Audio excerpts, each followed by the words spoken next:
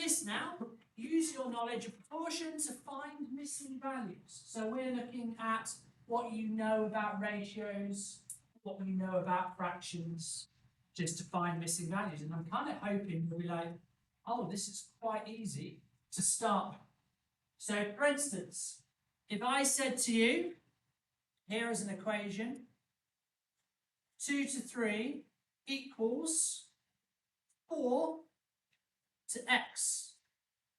And I asked you to figure out what x was.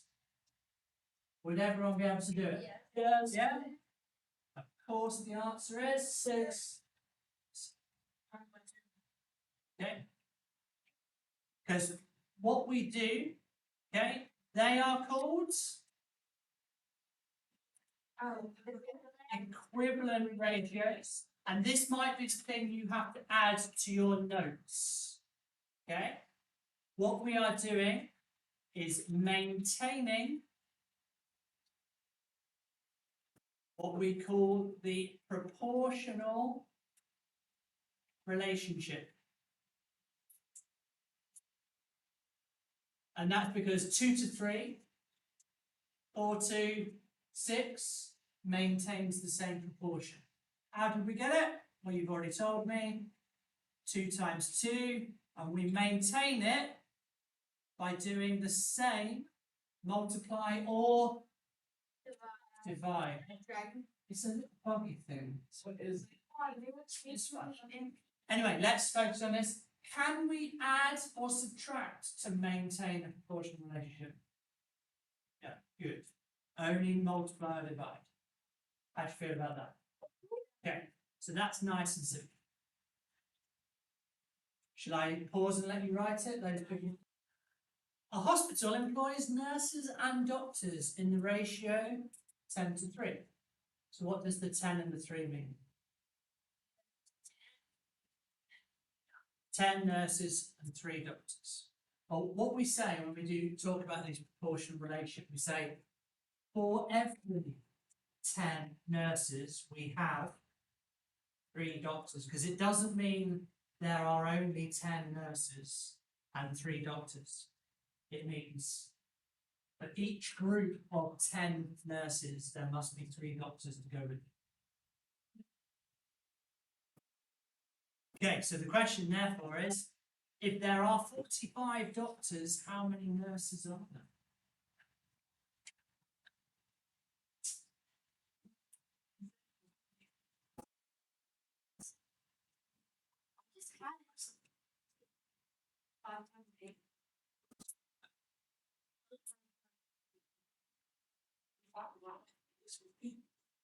Okay. 150? Okay, so let's set it up. We've got 10 to 3. That has to equal x to 45. I've set it up with an unknown value, and I've made sure I put it in the right way. Another option, if you want to, I could just write it underneath, if you prefer to see it that way. But basically, we must have nurses to doctors. It must be that way round. So we then figure out, what do I multiply 3 by to get 45? How did you work that out, Ethan? Good. So we do 45 divided by 3 gave me the 15. The one that we multiply by. So what do I do to the 10? Times by 15, multiply 15. X is 10 times 15. 150 versus. Okay? So that's 2 examples. That's from the new book to start. But I want to do something from the old book, which I'm going to ask you how you would solve that. Okay? I'll leave it there for people that are still writing. But the next question is,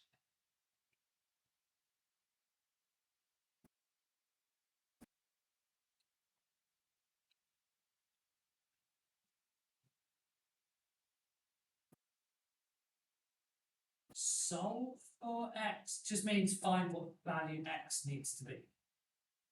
It's the denominator of net x. So the denominator is an x. Okay. This one's a 22. Right, my writing. By the look of it, quite a few of you have got the right answer here. How would we do it? Okay. So we do 12 divided by 8 gives me an answer of 1.5. 1.5. So we know that way is times 1.5. So then we just do times 1.5 there. 22 times 1.5 is 33. So x equals 33. Okay. All right. Let me ask you one more, and then you'll be ready to do what? To move on onto your own. So.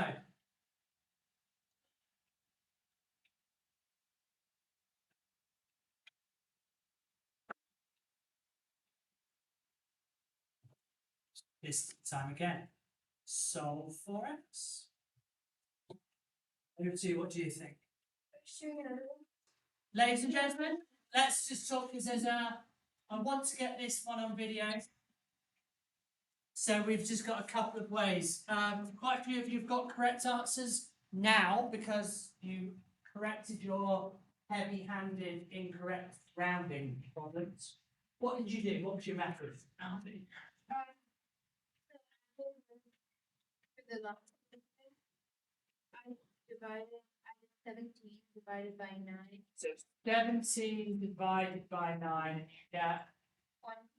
1.8888. So 1.8 recurring, which is 1.888888, which is, if I rounded that, it would actually be 1.9, not 1.8. So if you rounded it to 1.8, your answer is quite wrong. But anyway, we know that that is times 1.8 recurring.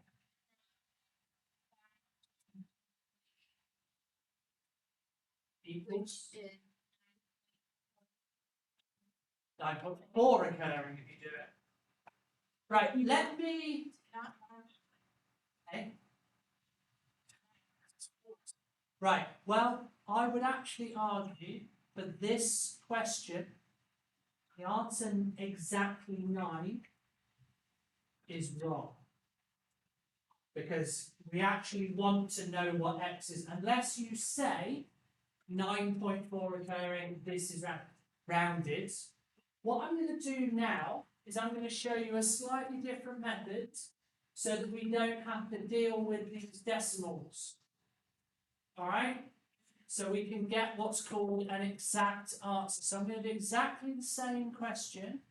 Now, some of you are going to think, this doesn't work for me yet.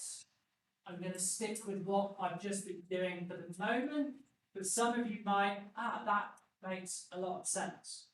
So what I'm going to do, I'm going to get us what's called an exact answer. So I'm going to do it slightly differently. Now, what does that say? 5 over 9. How do you say it correctly? Thank you, have you put your hand up? 5 divided by 9. What if I times that side by 9? What do I get? 8. 5 divided by 9 times 9 is? 45 on 45, but divide by 9 is? 5. What? What you were going to say. That wasn't time. Do you get it? Divide and times by the same thing then, aren't it? Is not doing anything. But what do I have to do on the other side? times it by 9 as well. So I'm going to say it's 9 lots of x's divided by 17. Any ideas what I could do next? Well, next I am going to times by 17 on both sides, because that leaves me with 9 x's on this side and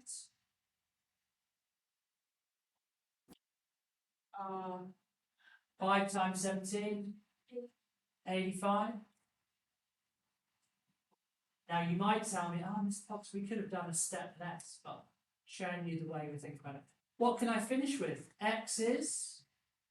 If 9 x's, I'm now going to divide by 9. So some of you might go, well, why did we times by 9? Not bothered.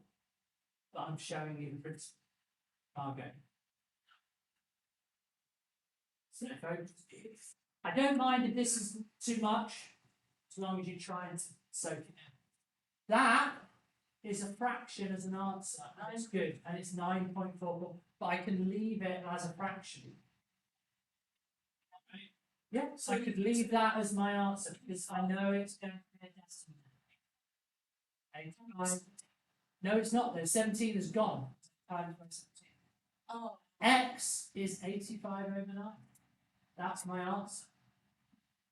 So I can see a lot of glazed faces, a lot of you are bells gone, I want to not be here. But that's a very useful method as we move into our algebra units. you already did. I didn't even finish. Come, I need to have my. Anyway, we'll look a bit more next time.